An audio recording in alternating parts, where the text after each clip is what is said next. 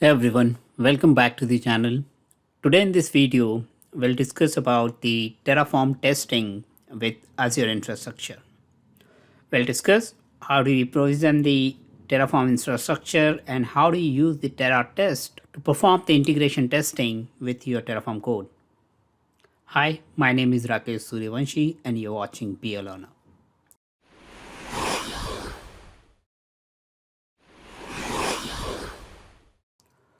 So in this example, we'll create the app service module with Terraform, and then we'll write the terratest code with the terratest modules, which you can write it with the golang, which is the language which we can use for to write the terratest code.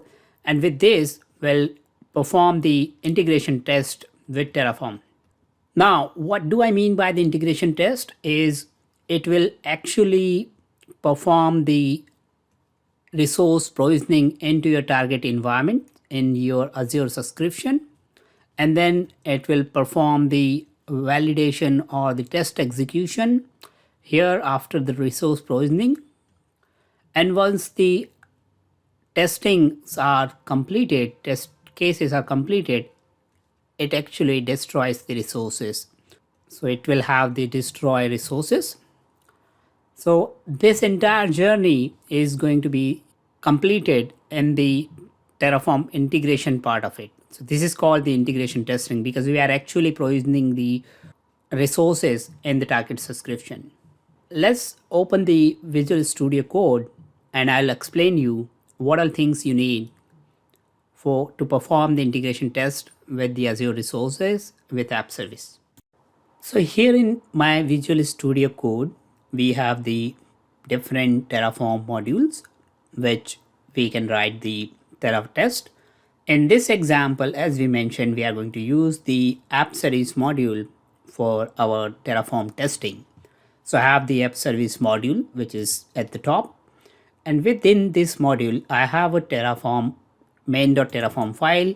This is a file which has a Terraform code to provision the app service plan and the app service or the web app. So within this two resource blocks, I can create the app service and web app. And I'm then at the last, I'm returning some of its output variables or the result of the resource which is being provisioned. Now, if you look at this the app service resource or the module block, we have two different folders. What is the reason for that folders? So very first folder, which is a provision folder here, we are going to use this provision folder to test this app service module. So if I open the provision folder, you can see that I have a main.tf file, which is just declaring or configuring the Terraform default configuration. And then we have the provider initialization, some of the variable settings, and then we are calling the module, which is the same module app service. Here, if you look at the source path, I have just given the declarative, a relative path for my module, which is one level above from the current directory. I'm in the current directory, for example, provisioning block. I would like to go one level up, which is the app service in this case, and I would like to perform the execution from this module block, which is I want to create the app service from this module. So that's what this provisioning folder is doing. So that's good. With this main file, I can create the app service, and this file I can basically test that app service code or the Terraform code. Now, next folder we have is test folder. So this is our actual folder where we'll have our terratest code, which we'll be writing it into the golang or the terratest language. Now you can give any name to these folder, but this is what I prefer to give the name of this folder. Now in this folder, I always prefer to create two files. So as I mentioned that the tests are going to be terratest cases, which is integration test cases. Now with these terratest cases, obviously we have to write it with the golang. And that's the reason, if you can see, I have created a .go extension file. So you can see that the file extension is of .go. And if you look at the file name, I have a main underscore test. So you can give it any name, but you have to make sure that the file name is ending with underscore test. You can write it, for example, app service underscore test or storage account underscore test or whatever you want to call it, but just make sure that it is ending with underscore test. Why is it so? The reason for that is, once you declare the file name as the underscore test, the Golang or the terratest framework recognize that file as the test file. Like in the unit test cases, you declare the file. In most of the languages, you declare a file as in .unit test or underscore unit test, something like that. So similarly here, it is expected to have the suffix as the underscore test. And of course, it is a type of Go file, so you need to have a .go extension. And then we have another file which is a base response.go. We'll come back to that particular file in a moment. And these two files are generated when we run the Terraform or the Terraform integration test. So these two files are the auto-generated file. Ignore that for a while. You don't need to create it for yourself. Now if I open this file for a moment, if you're new to Go language, you don't need to worry about learn the entire Go language to write the unit test cases with Terraform. Some basic level of programming understanding would be fine to proceed ahead. So to start explaining what we have here, here we have a packaged file. So in Go language, whatever file you create, the file is basically deployed as a package. When it comes to the execution time, it is bundled as a package. So you have to give the file as the package name, which says that this particular file which you have declared and you are writing which package you want to decorate into. So I'm saying that this test file, I would like to declare it as the main package name main. I can give it any name, it doesn't matter. Next, we have the imports block. So like if you come from the .NET background, then you have the usings block in .NET where you declare the different framework or the reference libraries with the using keyword. Similarly, you have import keyword here. If you want to use the built-in Go packages in your application, then you can use those packages or you can import those packages with the import section. So these are the different import packages which we are going to use. For example, this is a context package or this is the JSON encoding package which we might be using for encoding and decoding the JSON. So you might want to serialize or deserialize the JSON in your logic, then you need to use this JSON encoding package. Format is for the string formatting. Logging is, let's say if you want to write the write output using the write the log output, then you might want to use the log import package. Then there is a OS package. Basically it's for the operating system level coding. If you want to perform, then you can use the OS package. Similarly, you have to use the testing package, which gives some of the test related code which you can use in your application. Then we have some of the packages which are already available within the GitHub, and it is provided from Azure and Gruntwork. Gruntwork is again the company who owns the terratest implementation. So here if you look at line number 14 and 15, we are importing the terratest modules package, and here we are importing some of the Azure package to use in our terratest code. This is just to give you an idea how the import works. Now Next, we are declaring some of the global variables. So you can declare the variables, you can combine multiple variables and declare it like that, or you can single handedly declare a variable. So here, these variables, we are just setting the variable and its type without any values. And then I have another variable section where I'm just declaring and providing the value of those variables, just to show you what are the different ways you can declare the values. Okay, next I have the context or the constant block, just to show you that we can also use the constant with the golang, which is another example which we have used here. Now, this is the function which we have for our terratest, our very first function, which is a unit test or integration test function. So function is starting from the func keyword, and then I have the code or the name given as the test terraform underscore the name of your function. You can give it any name, but make sure you have the function name starting from test that recognize that your function is of type test, and this is going to be considered as your unit test execution, right?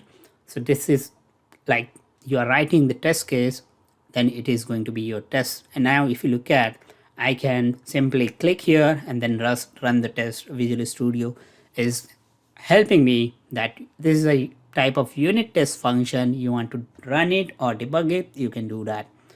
Now, if you look at this function has some input parameter.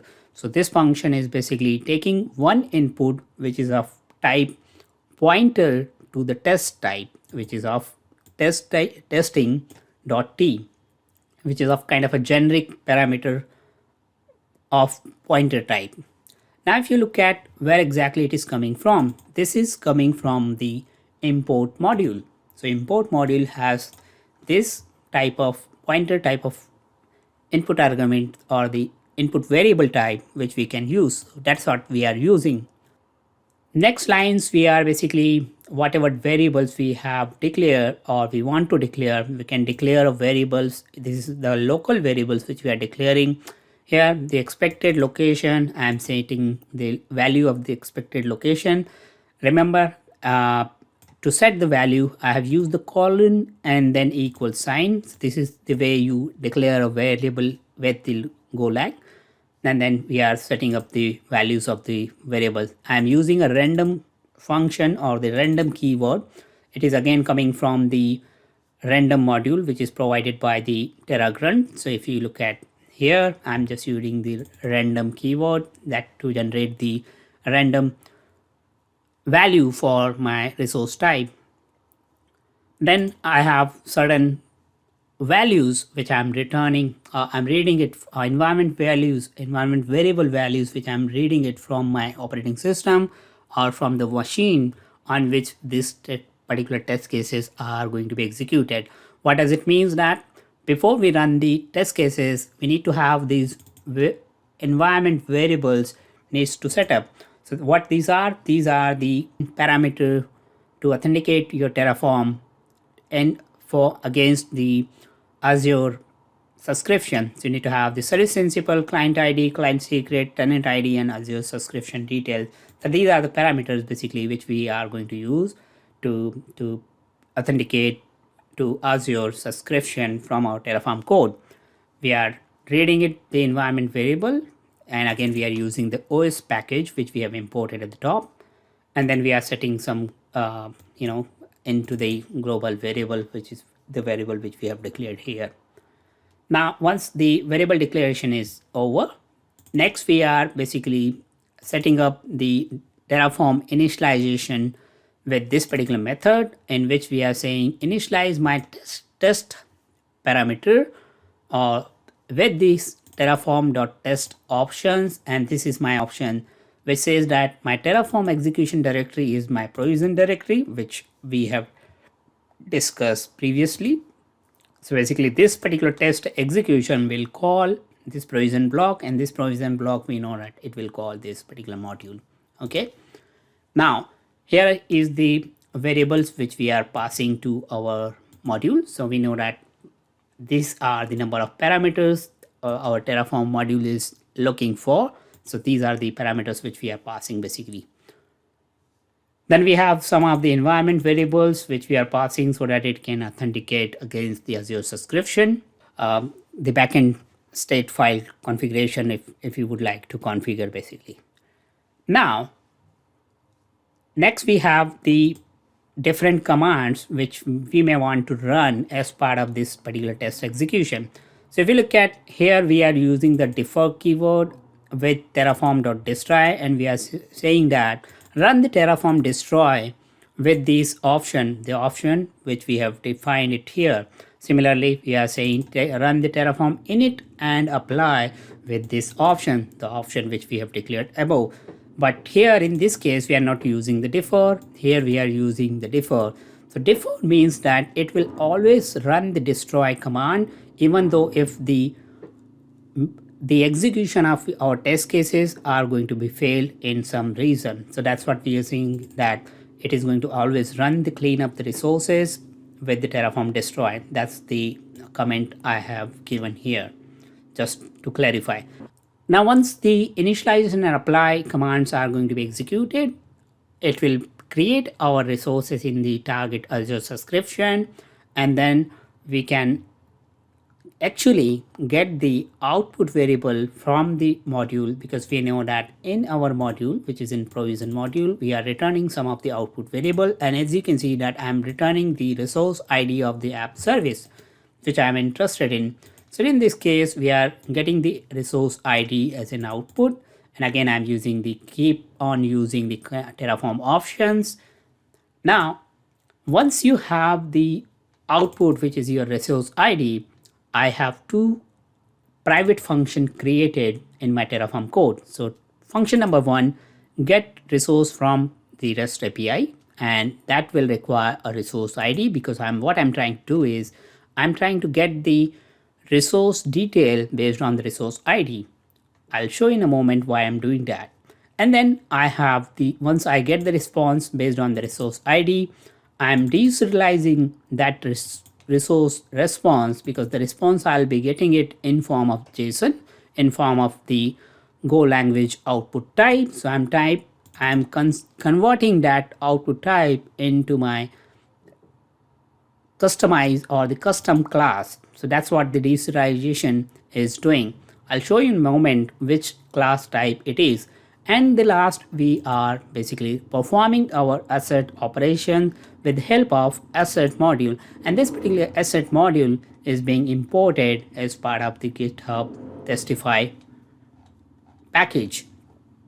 Now, coming back to the get resource by resource ID function, if I go back to the function definition, this function accepts the output, the input as will take the resource ID. And now here I'm using a context. Basically, this particular background context has the implementation which will read some of the variables like the client ID, secret, and all. It will read those variables with this background context. This entire implementation is given inside the package itself. You don't need to worry about. Just for the understanding, this will create a context or the instance of the context type.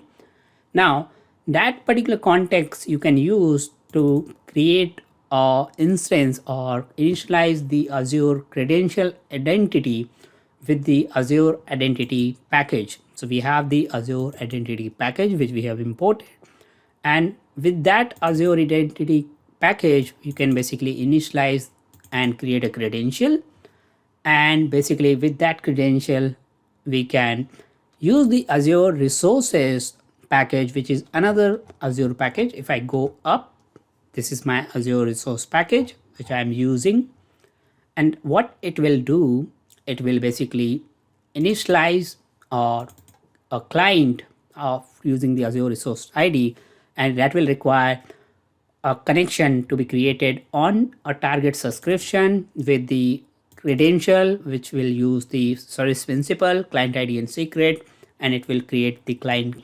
And then with that client, basically I can use a method which is available inside this particular package, get ID get by ID. So it will require the context and then resource ID and then API version. API version, as I mentioned, we have the constant declare for that particular API version, which is this one. Okay. Now, the get by ID function actually will call the REST API and it will return the response. So I can show you. So for example, this is the Web API Microsoft documentation, which gives the information about the Web API. So here you can see that the Web API REST API get by ID will call to the management endpoint of the Azure using the parameters which we can pass. For example, the subscription ID, resource group name, and the name of your web API basically, and then it will return the outcome. So the outcome will look like something like this. This is going to be your output in form of JSON, for example. And now with that particular JSON output, we are returning it here. Okay. So once we'll accept or the JSON output, we are passing it as the golang JSON response output, which we received from that particular function, get by ID function. And then from that function, we are marshalling out that object into a JSON, and then from that JSON we are marshalling out to the base response type which we have. So if you remember, in originally I mentioned that I have the base response type. This is a custom class I do prefer to create for all my resource type. So if I open that particular class, this is the structure look like. You can, if you remember, the reason for that for giving the package name is main, because I would like to compile both the file as this part of the single package execution. So I've keep the package name as main as the package I have, the package name I have for my go test file. Now here you can see that I have defined the type as a base response, and then I have given the name of the base response type. So how do I define this structure and how do I know what property to include? So basically I follow this particular JSON file, which is the output of my get by ID. So I can see that ID, it is returning a property at the root level called ID, and that's the reason I have used the resource ID, and this resource ID will map from the JSON property ID, right? Next, I can see that the kind property I can include, which is again type of string. So I can go back to this and I have a kind property here. Next, you have the location property. So I can define my location property as well, which is available in the JSON. Then I have a name property, and then inside that I have the property section. So inside the property section, you have the various property. So now it's up to you what all properties you would like to validate. For example, I can validate the kind, the location, the name, and in some cases I may want to validate the property section, for example, or the properties, specific properties of my web app. For example, do I have the FTP properly configured? What is the host name of my web app looks like? Does it has the SSL enabled? I would like to go ahead with that. So I accordingly, basically I can set and check the validate the value. So whatever values you would like to validate, just go ahead and check for those properties. For example, SKU, inside the property we have a SKU section. So if you look at SKU here, I have mentioned the SKU, but it should not be here. It should be inside this particular property section, because if you look at the property section, everything is inside the property. If you do not follow the exact property type, I can simply create a temp.json file so that I can refer that particular JSON much more cleaner here in this particular section. So now it is much more clear that the prop, because I have the bracket pair, so I can understand very well where exactly it is going. And then let's say I would like to check the SKU. Yes, SKU is the standard SKU. Yes, I want to make sure or validate what is the SKU. Then I can check the state as well, whether it is running or not. I can check the tags if I want to. Once you have this base duration type or the base response type gathered, next thing you can do is you can perform your resource type or the assert type. So here I have a single assert which says that resource id is equal to this, and then I can say another assert. Let's say I may want to check for, let's say, state and SKU, for example. So I would say state, and here I may want to say the actual response type is running. Okay, so this is how. Similarly, I could have SKU, which is again part of the property, so I could declare the SKU stay under the same. Just need to make sure that the value of the SKU is correct. I'll use the sample JSON standard. Anyways, this was just the JSON we have created just for the reference. I'll delete that JSON. We don't need that. And that's it pretty much. So now we are ready to test our implementation or our test execution basically. Now to test our test or the Terraform integration test, you need to run a couple of commands. As I mentioned, we need to set the environment variables so that it can authenticate against those environment variables. So I'm setting up these environment variables for the testing, and then I'll run the Terraform test. So the very first command which we need to run to initialize our Terraform test is go mod initialize. That will initialize the Terraform module, and then you need to run the go mod tidy command. As you run the initialization, it will ask you to run the tidy command. Once that has been done, you can simply run the go test command and then specify the timeout with that. So I'll simply run the command again. I'll simply run this test command now. As you can see, it has started initializing the Terraform, and the initialization is completed. Now it's going to run the Terraform apply command with the parameters which we have provided, and you can find those parameters here with the inline command. It's running the Terraform apply with these commands, and it's going to create a web app with this suffix which is VUF2SM.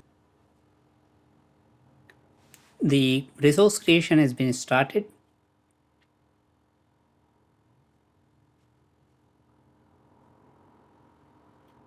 As you can see, the resource creation is successfully completed, and now we are able to get the response, which is the response body in JSON format for the web app which we have created. And now it's trying to run the 3 test cases basically to validate the output which we have received from the getById function. And just to confirm the resource which has been created, this is the resource which has been created, and it will destroy anyways these resource types. And you can see that it's trying to destroy the resources. All our test cases were passed, and we were testing these 3 assert values which are being passed, and this is what the amount of time it took to complete the execution.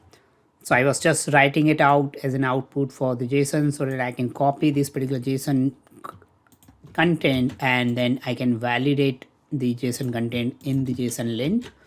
So for example, this is my JSON content which has been downloaded, and you can see that this is what the output looks like. For the simplicity understanding, you just need to remember 3 things here while writing the Terraform test.